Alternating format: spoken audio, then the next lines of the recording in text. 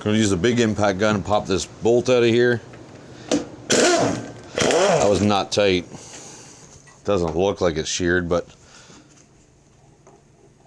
okay. That'll do. I'm gonna hit it with the air gun. Ears.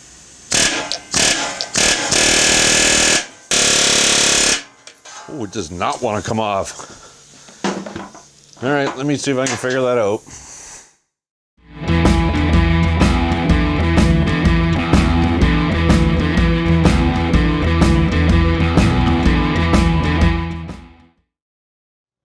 Okay, so here's what we're going with.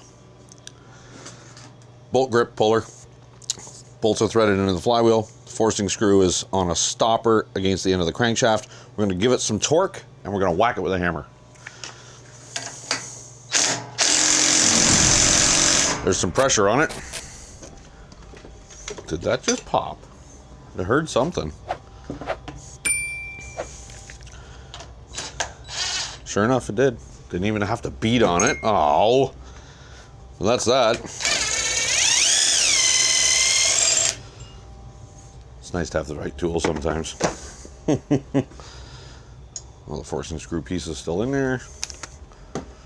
It's just the little end piece that goes on there, so it doesn't bury itself in the crank.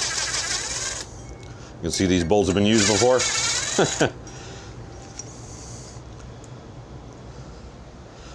Okay, let's put all this stuff back in the home so it doesn't get lost. Deluxe bolt grip set. Okay, there we are. Let's have a look at that key.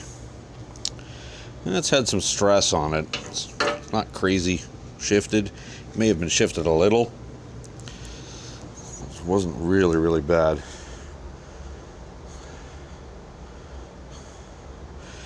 Let's see if I can get you zoomed in on it, but let's see here. Get some focus. You see that kind of sloping line on the side there? And on that one, it's had stress on it quite a bit, and it had shifted slightly on the crank nose. Not a lot, but slightly. I did have some penetrating oil in there, so I've got to clean that up. It's got to be dry and clean. That's what has to go underneath that flywheel. Dry and clean. Let's flip that end over. Yeah, I don't see any damage or anything, so I'm gonna put a new key in it. Gotta get the penetrating oil out.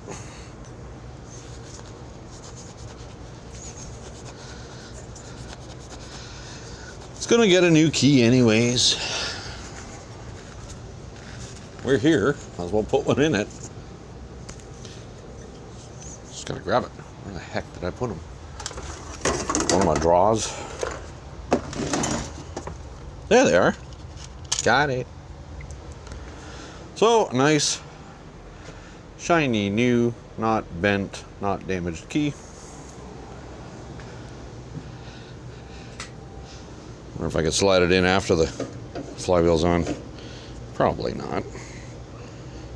Ow, got my finger.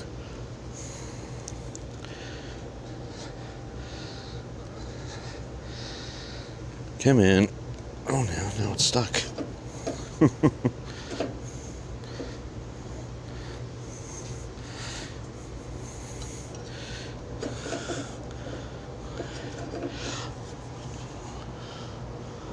I ain't gonna fight with it. Just get in your home there.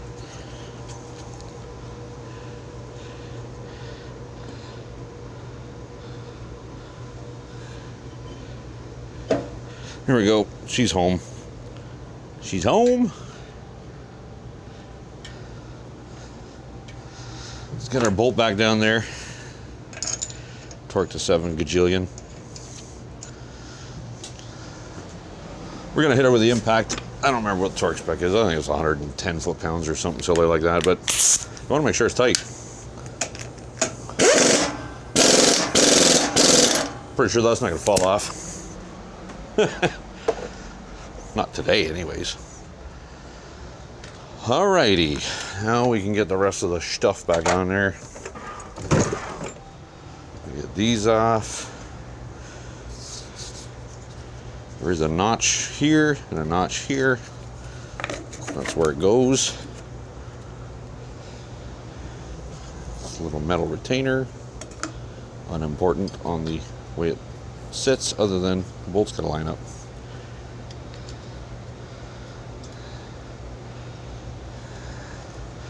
Get those popped back down there.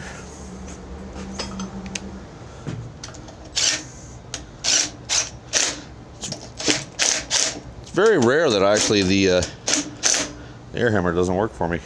It usually does. It's usually not an issue. Coil gap is perfectly fine. I'm not going to mess with it. Let's get our inner cover back on. Spark plug wire has to be in a certain spot. There we go. That's on. Let's get this rear bracket on here. One bolt on this side. Whoa, rolling away. One bolt on this side. These got to go in with a ratchet because can't get a gun on them. Let's get our two in the front on there. Just keep throwing stuff everywhere. Don't remember where the stuff is. What'd you guys do with my bolts? What'd you do with the bracket? There's the bracket. Found the bracket, found the bolts.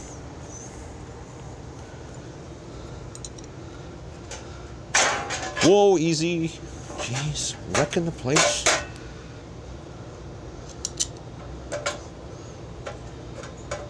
There's that.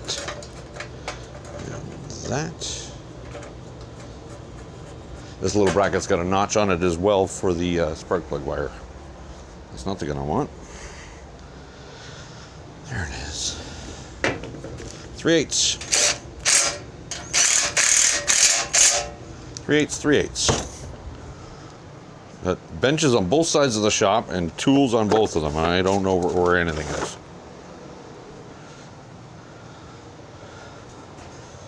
Quarter drive ratchet.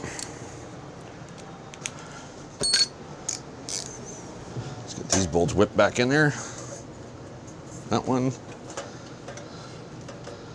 This one is going to be threaded all the way.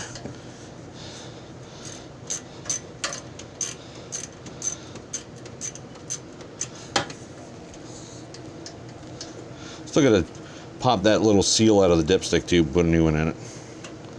It's leaky. I don't like leaky.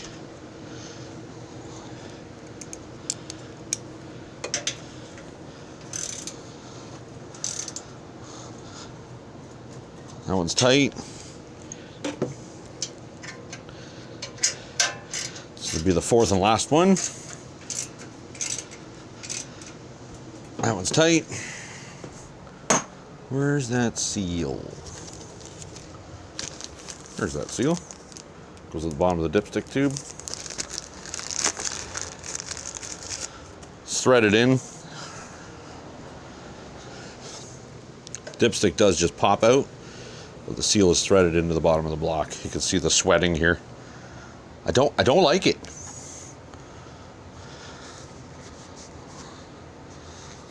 This dipstick should actually be nice and snug to pop down in there. If it isn't, it'll leak. That's wiped off. Sometimes you can get away with just tightening this grommet in the bottom here. But this engine's pretty old, so 98 is 20 whatever years old. 23, 22. So we'll just change it. Out with the old. Yeah, that's pretty hard as a rock. In with the new. You just thread in. Very coarse thread. Just like the old, very old dipsticks or fill plugs on the old single flathead Briggs. Actually, they're almost the same thread.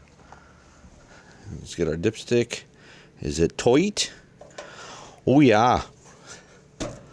Yeah, I gotta beat the dipstick in there. There we go. Perfect. Well, that ain't gonna leak. Still got a 1/4 inch screw to go in there. I had something to put that in with. Doesn't matter. We're going to use this.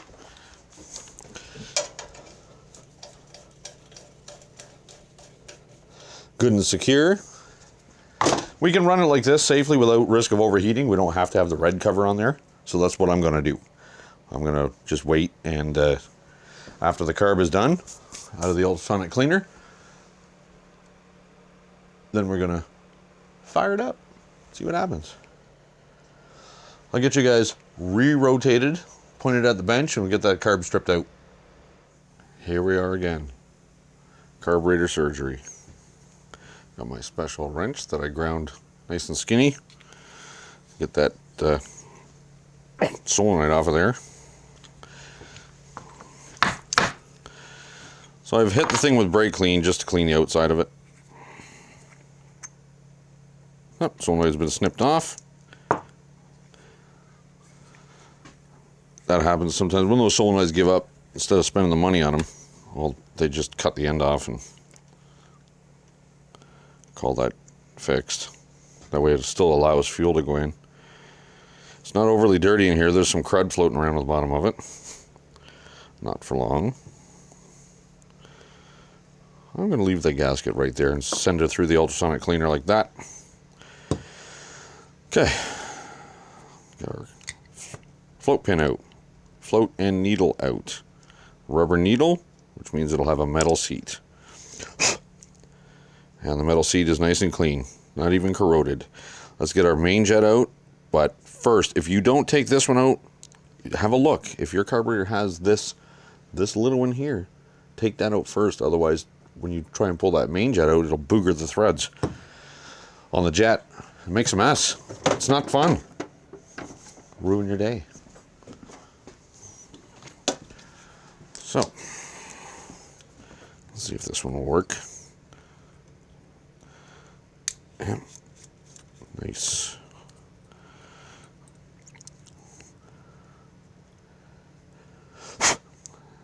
That's clear.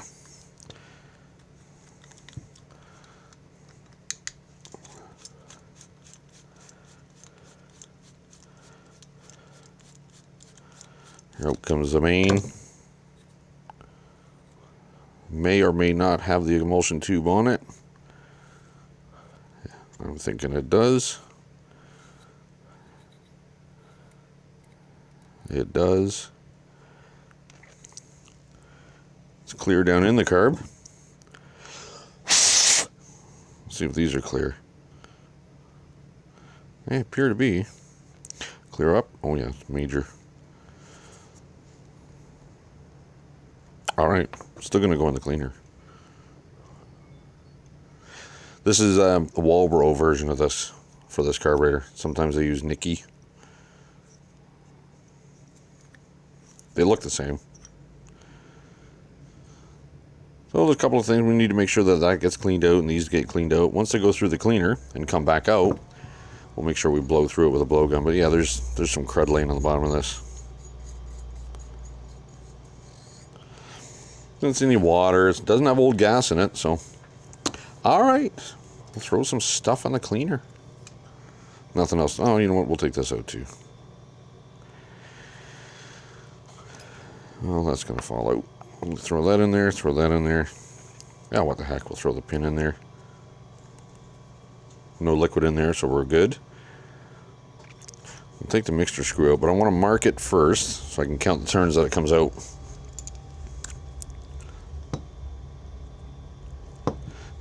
Yellow paint marker. They usually have a little plastic limiter cap on there so it can only turn a certain amount, but somebody's removed that in a previous life. Let's thread her in. 1, 2, 3. That's a lot. 3 1/4. You guys remember that? 3 1/4. That's your job. We can thread her out again. No guarantee that that was actually set correctly. It's just that's where it was. Gives me a starting point to put it back together. This is clean, but it's going to go in the cleaner anyways. But just opening that hole will allow the ultrasonic cleaner to get through and make sure all the passages are clear. All right, let me throw some stuff in the cooker, and then we'll throw it back together. Okay, so I've jumped ahead. After the carb came out of the ultrasonic cleaner, threw it all together. Everything was fine in there. I just threw it all back together, put it back in the tractor, changed out the fuel filter, got rid of the screen, and put a nice filter in there that you can actually see what's going on. You can see if there's any sediment in there. That I like those. Managed to find enough hardware to bolt the top cover back on. So at this point, fuel on, filter's filling. We need to make sure that it fills the bowl and then stops filling, otherwise it'll overflow. See, it's still flowing. We got some funkiness happening on the battery terminals. The cables are just not right. Our flow is tapering off, so tells me the bowl is full. The float floated, shut the needle off. It's not flowing any more fuel, so that should be good. I do have a battery connected. I haven't turned the key or anything yet. It's kind of funky, but hopefully it works. We're gonna find out. Negative cable's melty. Positive cable, the end's broken off of it, but it is what it is. It's what we got to start with. Fingers crossed, the thing should actually fire. If it does fire, I'm gonna let it continue to run. I may have to tweak the idle mixture a little bit, but I'm gonna let it continue to run, let it warm up so we can dump that old skanky oil out of there and refill her with some fresh. So fingers crossed, let's see what happens. Give her some choke. Go.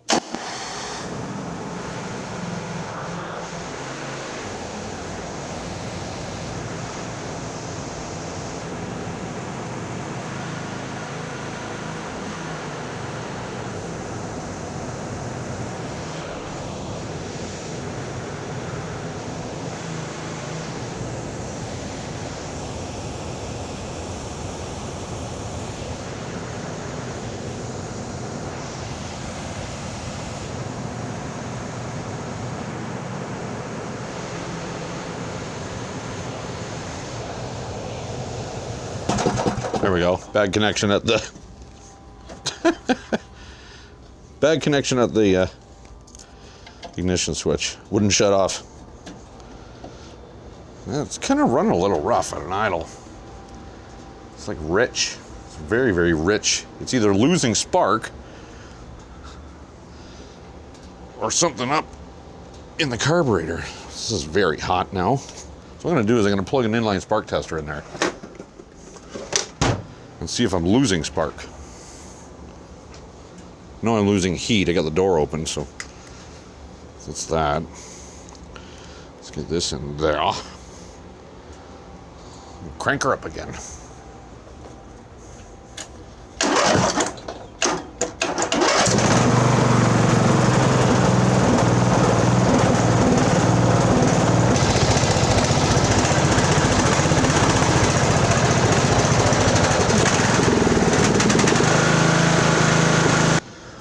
Okay, well, it's running kind of funky, but it's warm enough to drain the oil out of it. There's a lot of gas in there. So I'm gonna dump the oil out, get the garage door shut because it's freezing in here now. And yeah, we'll figure it out.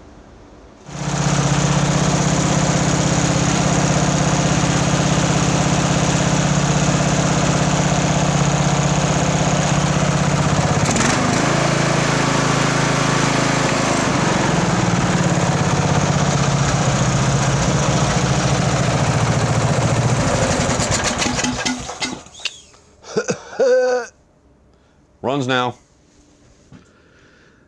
Carburetor, put a new one on it.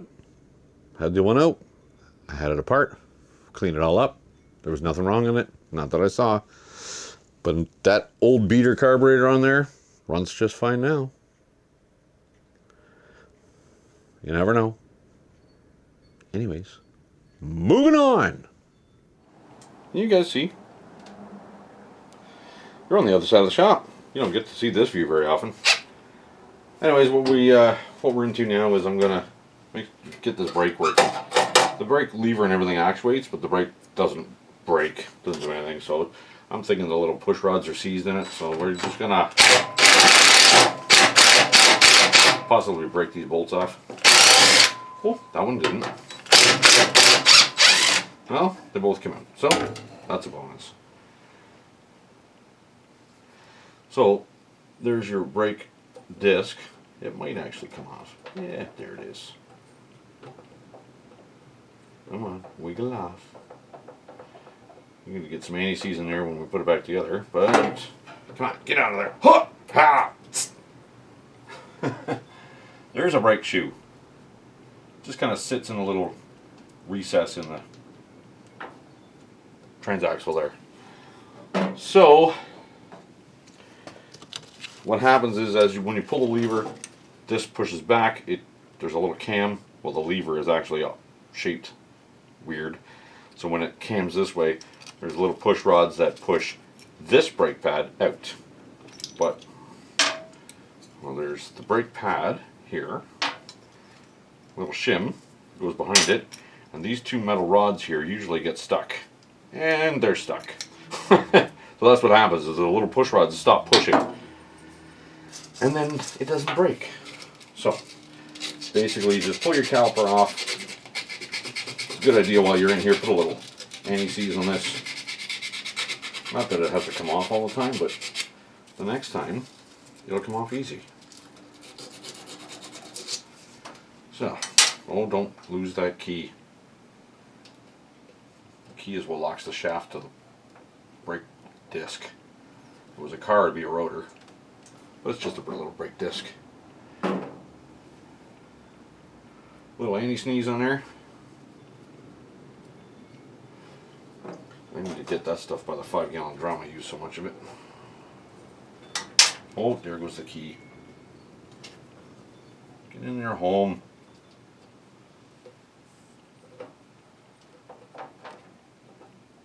Oh, yeah. Come on. Keep back. Oh, okay. There we go. That's nice. So we're going to go to the bench. I'm going to take all this off, take it apart, and get those pins freed up. Or, possibly, I can just get some penetrating oil in there and get working with needle nose pliers. Maybe. Just to get them to wiggle. Then we can get them out, cleaned up, shoved back in, and we don't have to disassemble the whole mess. So, that's what I'll do. Hang on. Okay, so the needle nose didn't work. I had to take it apart. Just took the nut off, took all these pieces off to the side on the bench, and I punched them out with a punch and a hammer, cleaned them on the wire wheel. Gonna goop them up with some anti-seize in there, just to give it a little bit of longer life, and then reassemble. Anyways, the way that this bracket is, it's bent. So as it comes this way, when you apply the brakes, these dowels actually push out. I'm not sure if we're going to be able to see them. Nope. So anyway, that's how that works. Let's get our shim back in there. Get our brake chew back on there. I'm just going to put it back on the way it came out because it's already broken in, so it's already got that shape. I may need to loosen this.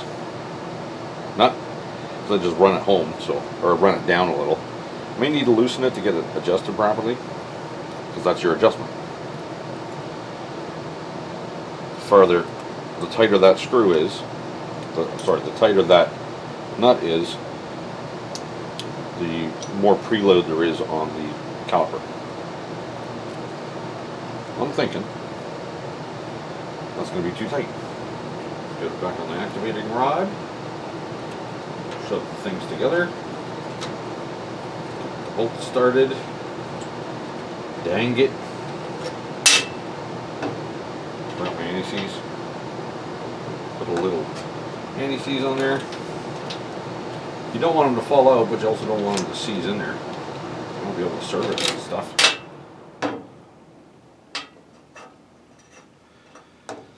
There we go.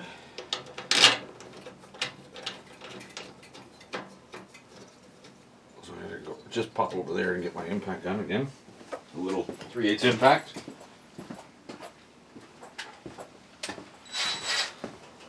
I'm just going to gently run these down and see.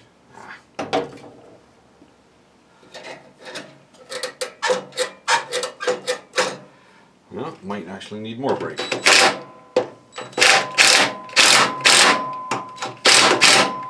Might need to go a little tighter than that yet. It's extremely hard to show everything. Get our gear. Well, that ain't working.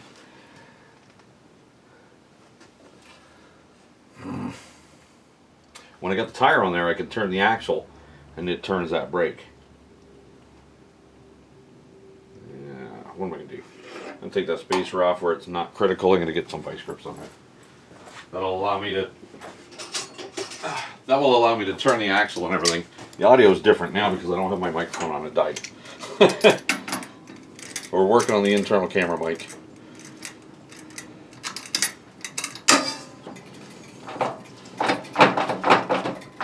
Okay. So the brake is off. The brake is off, yes.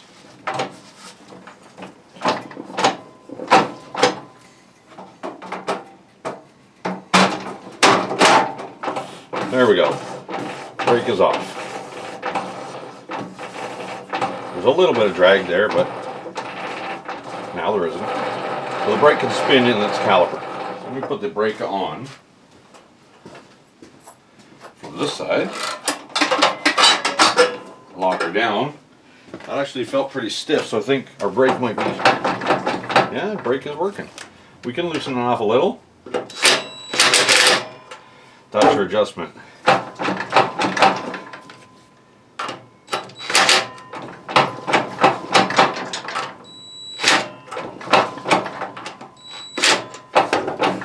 There, now it's slipping. I need to go a little tighter.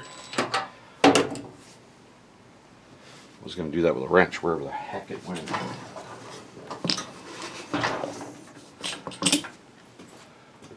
There it is. Got it. Because it doesn't take much to adjust that, just a small turn.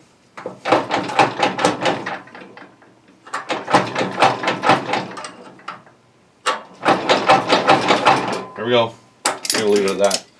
If I have to, I can just reach under easily with the tire on to adjust that. It's just get it in front of the tire and it's easy. But you have to do it with the tractor because this is not, vice grips on the shaft is not replicating the force that the tractor puts on it.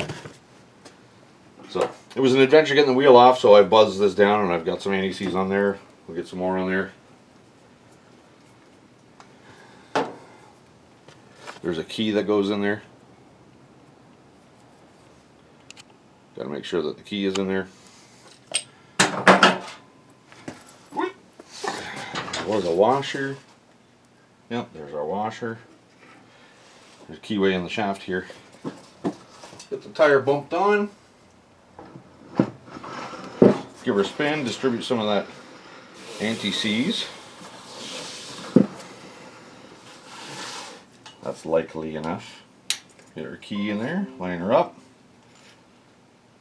If you forget the key, the tractor won't drive. When you put your wheels and everything back together, put it in drive and let go of the clutch. If the thing don't move, find your key that you dropped. That's what it is. And the E-clip. Right here.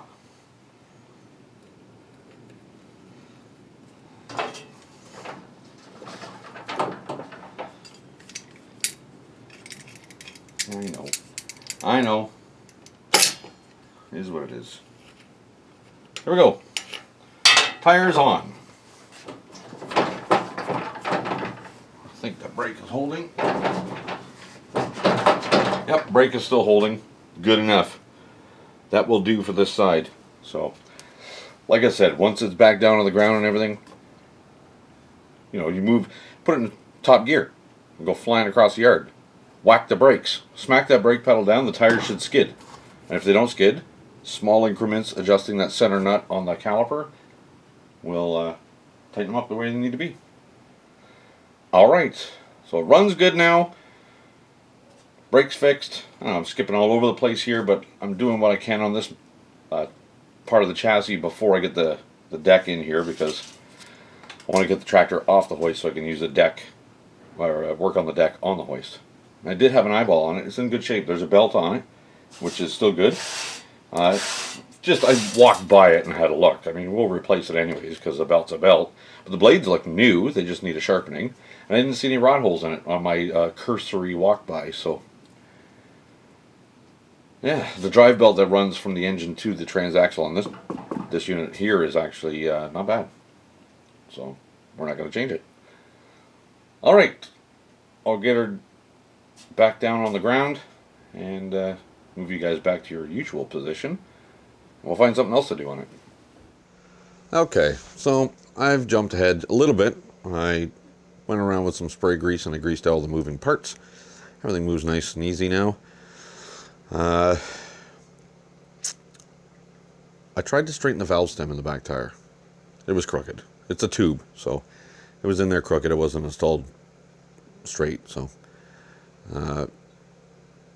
just because I can't leave stuff alone, I let the air out of it, put my little valve stem tool on it to give it a little wiggle and straighten it, and proceeded to rip the valve stem right off the tube. So, put a new tube in it. Yeah, just leave it. It was holding air just fine. Anyways, new tube, and it holds air too, so that's good. I've dragged the deck in and had a look at the blades. They're a mulching blade. They're still in good shape. Not too much has been ground off of them. Well, this side, actually, the sharp edge. So they're still nice and straight. They're not ground where they're all on a weird angle. So I'm just going to sharpen and balance them. They're not bent, so they're still good. I grabbed my scraper and I started scraping. Scrape for 15 to 20 days underneath that thing. And there was hardly any grass, but there was probably about a paint can, a gallon can full of dirt. Like it was like concrete in there. I don't know what the heck is going on with that, but anyways, deck's in good shape. No rot holes. The bearings are good. Spindles are fine. I got an issue with the belt. I don't know what's going on with the belt. By the part number, this belt should be about a 95.5 inch belt, and what I got with the deck is 88, 87 3/4, 88. So I'm going to fit the deck underneath there and see what's going on with that belt, because if I'm going to order parts, I'll order one big parts order and get everything in. So that's what I'm going to do. I'm going to slide the deck underneath there and hook it up and see what happens. See what we get for the belt. Anyways, like the machine's got bracketry for something else underneath here too. It's not the standard steering bracket. So it's got these extra brackets here for the plow, but the bracket that's underneath that the mower deck front rod's hooked to is not, well, it's probably original. Well, it's not original. It's an aftermarket. No, not aftermarket. Let me choose my words here. It's a factory accessory bracket. It's not the standard bracket that would come with this tractor if it didn't have any accessories on it. Doesn't matter. Whatever. Let's get the, I gotta get these front mount arms off of the deck here. It's just off camera. Oh, just because it's much easier to put that deck in there without these rods on. Flopping around. It does have a strange blade actuating lever on it. Usually they're a cable. I like Craftsman decks. They're heavy duty, heavy gauge steel. They're relatively simple, and they just work. So this rod hooks to something. We'll see when we get under there. But this is the actuating rod. So this is what hooks I don't know if you can see it. Yeah, you can probably see it. This hooks up to the lever. Usually that lever runs a cable that pulls on the pulley and tightens it. But this one here is this rod. Haven't seen it before. So when you pull on the rod, it's tight, but pull on the rod to that point, it tightens the belt. It cams two arms here on the top of the deck. Might be able to see them. Cams those arms out, and that releases the brakes on the spindles, these little brakes. It's all a little stiff. It's not bad. Everything does move. It's not seized. I've seen lots of these seized. So let's just get some penetrating oil on it and lube that up. There we go. Just make sure everything moves freely. We got a pivot here. We got a roller here.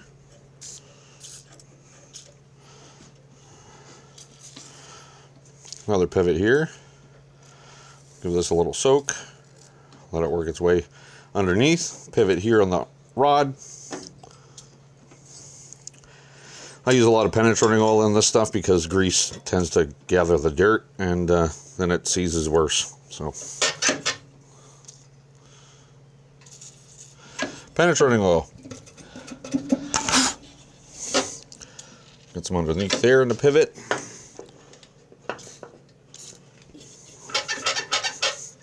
So hearing a spring moving there.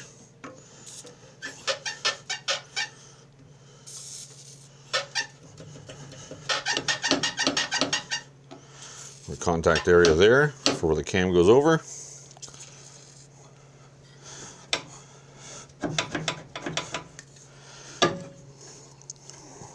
That's that.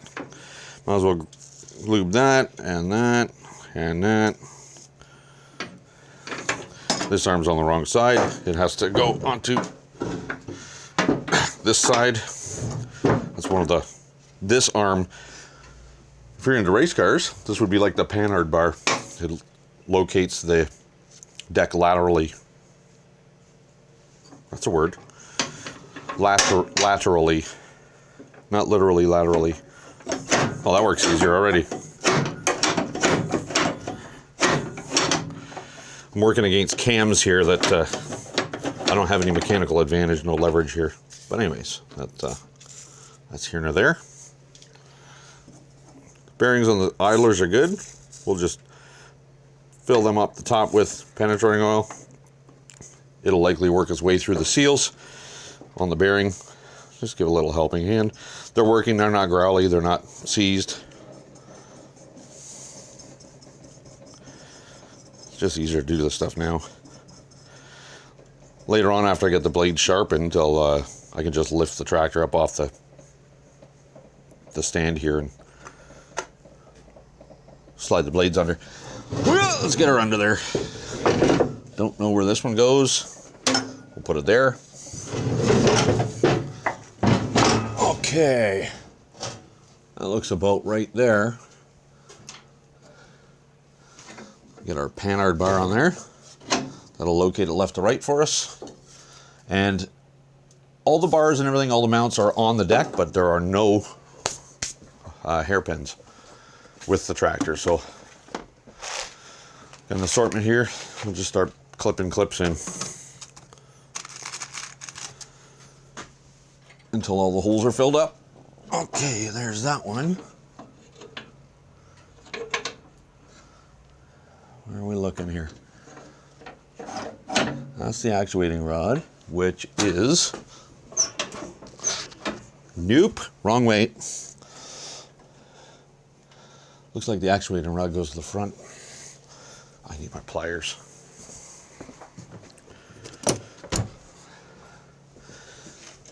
Pull that one out. Pull that out. I can't get you guys under there. So there's one there.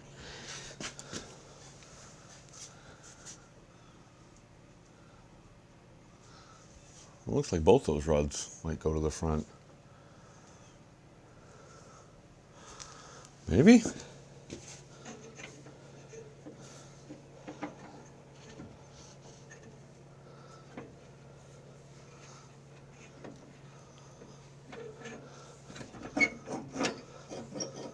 What am I looking at here?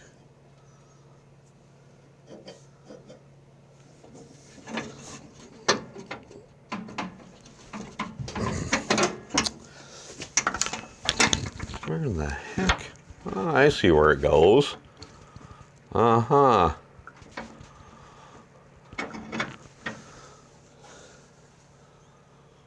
Well, that'll do it. Okay, let's figure it out. Let's get that one back down. Need a rod. Pin in the end of this rod. Yep. Okay, let's get that stuck back in there where it was. Yeah, I apologize, guys. I can't get everybody in here and do all the wiggling and moving and showing stuff. It just doesn't work.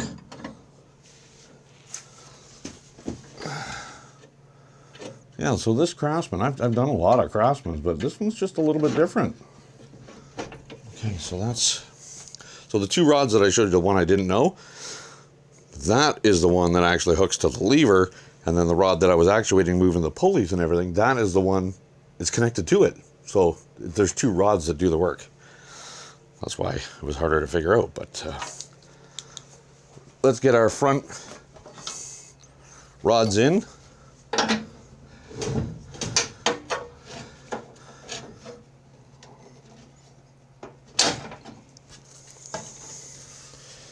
Get those in there, because it's damn near impossible to get those in after once you get everything else in there.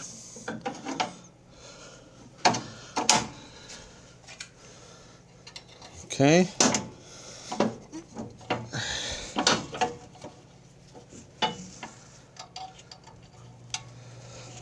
Get in there. Okay. 2 cotter pins for those.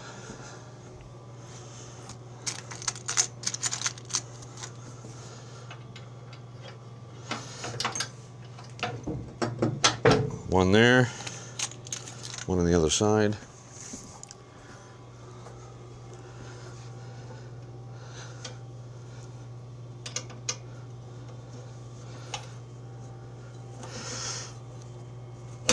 Ooh, that's stiff. New cotter pins. So I'm going to lower the this deck lever, lower it down to a point where it looks like I can get things aligned and hooked on. That's your lift arms.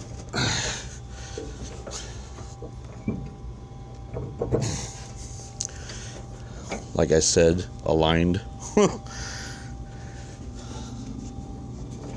There. It'll lift the front of the deck to get that one in. That needs a pin.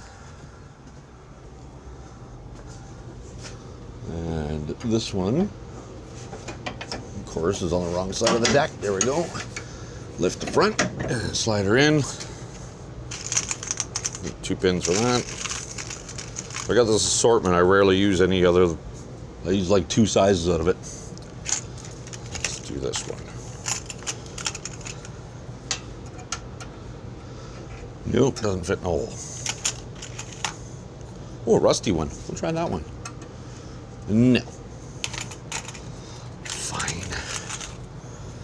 Put this one in there. Yep, that one works. Can I reach the other one from here?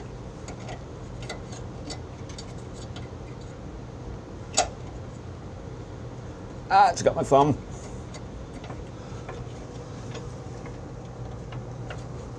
Oh yeah, she's in, baby. So that's that and that and that and that. Get a little lube on that pivoting arm, top and bottom. Might as well get our panhard bar in there.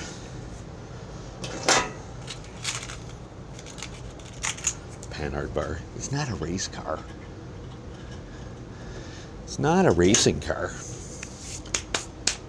It's not.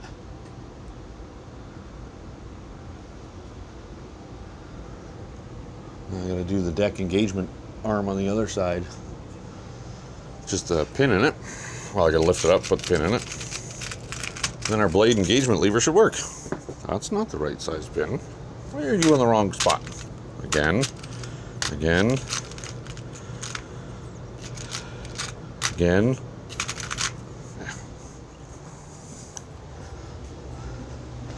And the last one goes there.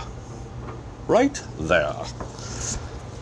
Can't see squat. It's dark on this side. There we go. One pin in. Well, that's that. Will it lift? Yeah.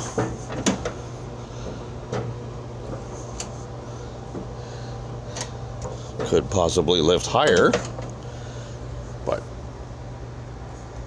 it's lifting. Deck engagement is moving the pulleys as it should. Yep. So that's good.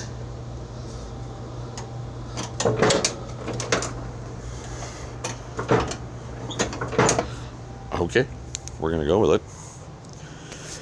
And now, after my coffee, I'm gonna throw the belt back on there and see what shakes out. It's not hard to get the belt in there even when it's all together. I might just take this off. Oh, actually, that belt slides right in behind it, so. Yeah. That poor coffee. Back in a sec. Okay, so I had the thing hung underneath there and it was kind of tilted, so I adjusted the far side hanger, the lift bracket. That's where the adjustments are. There's one on each side on this. Where in MTDs, most MTDs that I've worked on, there's one rigid one and just one side adjusts, so you can only adjust it from one end. These actually adjust from both ends. Whatever, it works. So I used this deck leveling tool the best as I could underneath there.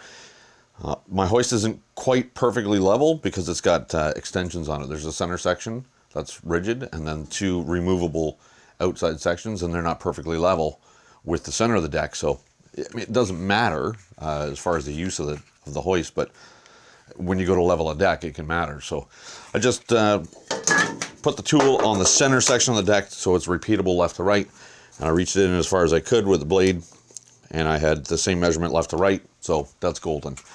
I did have to unclip some of the lift brackets to get the old belt in it, and it fits perfectly fine. So it is what it is. It's 87 3/4. There's just a little bit of spring tension on it. So the way that this works is the lever, there's a compression spring. So the lever moves forward to engage the blades, and the blades engage and puts the idler against the belt to tension it, and then once that slack is taken up, you push against a compression spring on that lever and hook it. And that's what gives you your tension on the belt. There's no springs on the deck, which is the only one like this I've seen. Most of the Craftsmans have the a spring-loaded arms and everything on the deck. This one has none. They also use the cable, and the cable has a spring on it. So when you pull the lever, it takes up all the slack, and then the spring on the cable actually stretches, and that's where your tension is. So this belt measures 87 3/4. So what I did was I ordered an 87.5-inch belt, and that'll give us a little more tension on that spring, because this one, it just barely compresses that spring. So I want to give it a little bit more tension and put the new belt on there, and that'll be fine. When the new belt comes in, I'll have to take this one off and I'll have to drop the linkage again, but that's working. That's golden. The tension is okay. I'd like a little bit more, but it is what it is. Blades are sharpened and balanced and installed. Like I said, the spindles are good. We've greased everything. There really isn't a whole bunch more to do with this tractor. I still got to get the blade back in here and get it set on there. It's got a bit of a twist to it, so I want to basically use a floor jack and twist it the other way. It's probably hit something in its lifetime, jammed into dirt or a rock or I don't know, something. But it's got a bit of a twist to it, so I'd like to do that. I got to put a spring, figure out a spring for the pivoting lock, because you can squeeze the lever down and it unlocks it, but there's nothing to actually pull that lock back in and lock the blade into the position you want it. So that's just a matter of hooking a spring up somewhere. Got to get a spring, then make it work somewhere. Then I've got to paint it. Of course, got to paint it. It's got to be bright yellow. Yellow's good. It'll catch your eye. The bagger system is, it's all in the shed. It's all golden. It's all working just fine. So now I think maybe, well, the hood's got a bit of a crack in it. Maybe I'll work on that a little. I got to take that god-awful LED off the hood. I might end up on my truck as a reverse light. Maybe. Figure out how to get the original headlights working again, because that's what I like. I like original. So, yeah, we'll do that. I think we'll get on the hood here. So I managed to get the hood on there. It's pretty broken. I can't really do a whole bunch with it. I did bend some of the brackets a little bit so to make the hood drop nice and level, because it was like way over to one side and then kind of bent over when it closed. So that's all straightened out. And the harness was tore out of it. The original headlight harness was missing, MIA. That LED that was screwed to the top here was just spliced into the wiring, so there was no plug together. So I happen to have an old headlight harness out of an MTD tractor, and I just made it work with this. Cut the ends off, put a couple of spade connectors on there, and they work. They work just fine. Next, well, I noticed there was a little bit of sparking on that the ground cable to the battery. The terminal's not that good, so I'll probably end up just making a new ground cable for it. It's only about that long. It just kind of goes from the battery under the box and just screws into the frame. So I'll probably just, maybe I'll just get a cheap battery cable and just bolt it on there. A lot easier than making one. Got all the tools. I'll just solder around new ends and everything, but I think cheap battery cable will work just fine. That'll do for us. So I guess next I gotta move on to the blade. That's gonna be grinding and painting, because that's gotta look good. I don't care about the paint on the tractor, but the blade has to look good. So yeah, that's where we're at. I think I'll do the battery cable, then I'll get this thing out of here, and then I'll bring the blade in and start working on that. Okay, on to the negative battery cable. The original got pretty hot at one point, I'd say. It was sparking right in this crimp when I cranked the tractor, so whatever. I don't know what gauge that is. 6 maybe. Maybe 8. I don't know. But this is 4. This should do it. This will do it. So if you're going to solder these lugs on there, you can stick a lug in the vise. Make sure it's just a little of it. Otherwise the vise becomes a heat sink and soaks up all the heat you need to solder it. So there's just going to use one of these little torches. You can use a propane torch or whatever. This is just a little butane one. These are pretty hot. They work pretty good. So solder will flow to the heat. So you want to heat the bottom of this, and hold your solder on the top, and just feed her the onions. Eventually it'll start to flow in. I'm using rosin core solder, not plumbing solder. I actually see it starting to tin the copper wire. Starting to flow up the wire because that's the heat's going up there. So we're just going to fill this up. This way you don't have to crimp them. You can still crimp it and solder it or do whatever, but I know that the solder joint will last forever. Oh, too much heat there, starting to melt the insulation. Just keep feeding her solder till it's full up. Here we go. That'll do it.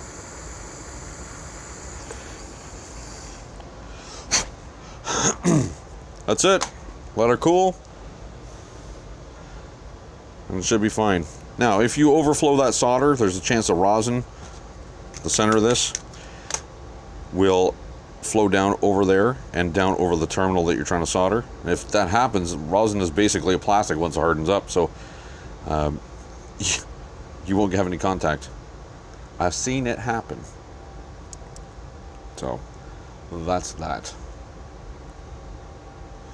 Stop moving. It's not shaky, so we should be good to bolt that sucker down there. Man, that's a nice heavy cable now. 4 gauge.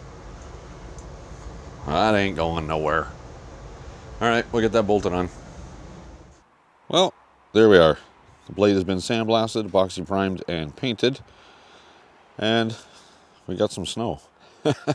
Hasn't been sitting out here that long, but we've got a lot of snow. So, this is where we're going to close off this video. Thanks again for joining me. Don't forget to like, comment, and subscribe. And until the next video, take care.